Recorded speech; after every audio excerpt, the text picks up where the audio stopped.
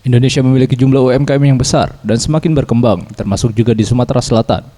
Namun masih ada kendala dengan daya saing produk sehingga perlu dilakukan pembinaan jangka panjang.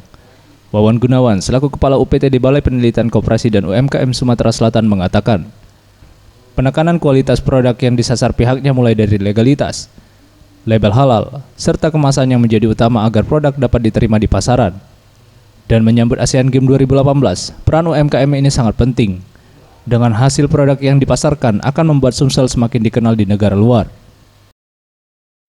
Program kewirausahaan yang kita berupaya untuk meningkatkan daya saing, karena daya saing inilah permasalahan yang ada di Sumatera Selatan. Daya saing ini tidak melulu masalah produk, tapi juga legalitas usaha mereka, perizinan dan lain sebagainya.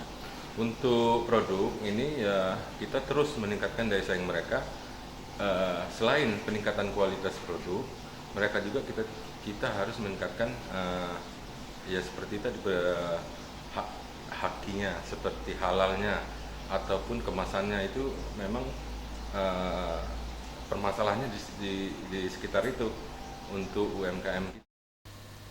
Untuk perkembangan UMKM di Sumsel cukup pesat.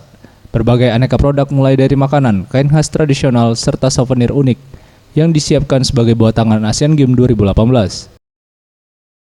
Tim Liputan Sriwijaya TV.